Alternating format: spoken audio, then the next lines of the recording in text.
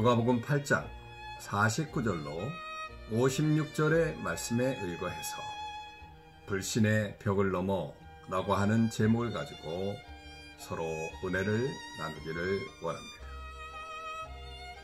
예수님은 우리가 믿음을 가지고 말씀에 순종하되 끝까지 인내하기를 원하고 계십니다. 그런데 그것이 쉽지 않습니다. 제자들은 광풍이 불어 배에 물이 가득하게 되자 당장 하는 말이 죽게 되었다 라고 하는 불신의 말을 하고 말았습니다. 이처럼 믿음을 가지고 말씀에 순종하며 사는 것은 쉽지 않은 일이죠. 여러 가지 유혹과 어려움을 극복해야 되는데 결코 쉽지 않습니다. 비교적 순탄하게 믿음의 삶을 이어갔던 혈루증 앓던 여인 역시 예수님의 옷가지를 만지기까지 많은 어려움을 겪었을 것입니다. 그렇게 하는 행동이 과연 옳은 행동일까? 부질없는 짓을 아닐까? 이외에도 무리를 뚫고 들어가 예수님께 가까이 가야 하는 현실적인 어려움, 종교적으로 부정한 그런 상태에 대한 불안감 등이 그녀를 힘들게 했을 것입니다. 하지만 그녀는 모든 어려움을 믿음으로 극복하고 예수님의 뒤에서 옷가지를 만짐으로 병을 치유를 받았습니다.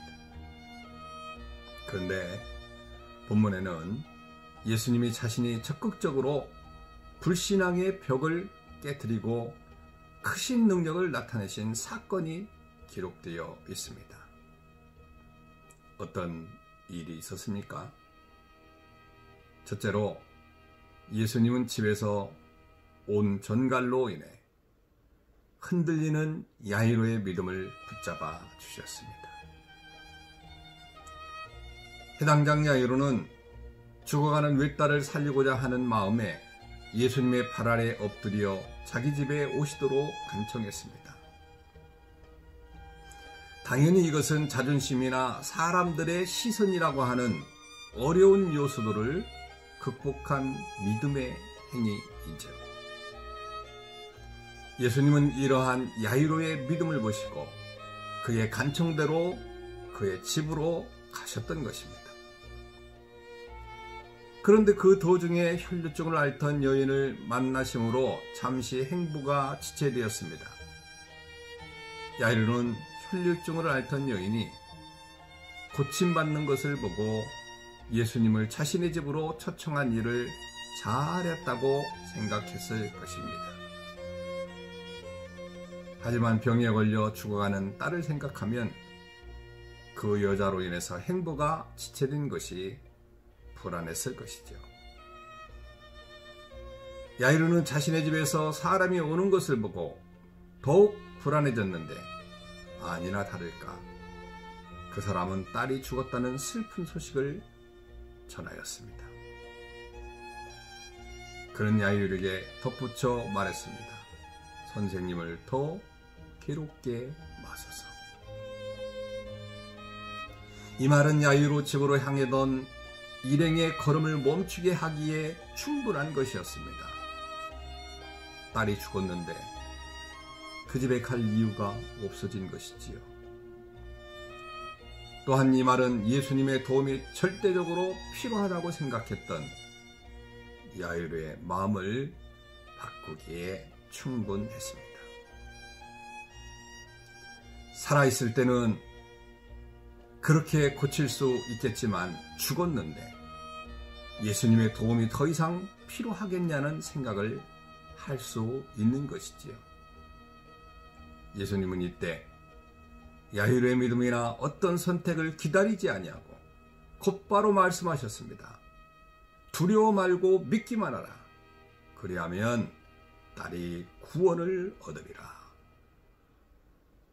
예수님은 야이로의 믿음이 흔들리는 것을 보시고 그 믿음을 붙잡아 주시기 위해서 이같이 말씀하시는 것입니다. 결국 야이로는 다시 믿음을 붙잡았고 예수님과 함께 자신의 집에 도착할 수 있었습니다. 야이로는 흔들리는 믿음을 붙잡아 주신 주의 은혜를 경험한 것이지요. 그리고 둘째는 예수님은 흔들리는 야이로의 믿음을 붙잡아 주셨습니다. 야이로는 딸이 이미 죽었으니 선생을 더 괴롭게 말라는 전달로 인해 믿음이 흔들린 적이 있었습니다. 하지만 그 모든 상황을 아신 예수님께서 그의 믿음을 복돋아 주심으로 말미암아 다시 믿음으로 행할 수 있었습니다. 그런데 믿음으로 사는 삶에 다가오는 어려움은 그것으로 끝나지 않았습니다.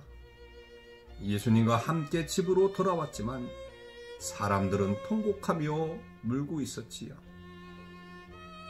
이 장면을 목격한 야이로는 현실로 다가온 것이죠. 또다시 믿음이 흔들렸습니다. 밖에 있을 때는 딸의 죽음이 믿겨지지 않았지만 집으로 돌아와 울음소리를 듣자 그 죽음이 피부로 느껴지기 시작한 것이지요. 때때로 우리는 많은 사람들의 믿음이 없는 행동으로 인해서 믿음으로 사는 자신의 행동에 회의감을 품고 그렇게 살기도 하지요. 마치 군중의 힘에 압도를 당한다거나 그렇게 말할 수 있을까요? 어쨌든 사람들의 통곡을 들으며 또다시 믿음이 흔들릴 때 예수님은 울지 말라, 죽은 것이 아니라 산다고 말씀하셨습니다. 딸의 진정한 상태를 진단하심으로 다시 한번 믿음을 붙들도록 격려하신 것이지요. 야이로는 예수님의 이 말씀으로 인해서 다시 흔들리는 마음을 붙잡았을 것입니다. 예수님은 사람들이 그 말씀을 인해 비웃음에도 불구하고 흔들림 없이 아이의 방에 들어가서 아이의 손을 잡고 말씀하셨습니다. 아이야, 일어나라. 그러자 능력의 말씀이 역사함에 따라서 영이 돌아와 아이가 곧 일어나게 되었습니다. 당연히 부모인 야이로는 하나님께서 하신 일로 인해서 놀라게 되었고, 놀라운 환경에도 불구하고 믿음을 붙잡은 결과가 얼마나 귀한지 경험하게 되었습니다.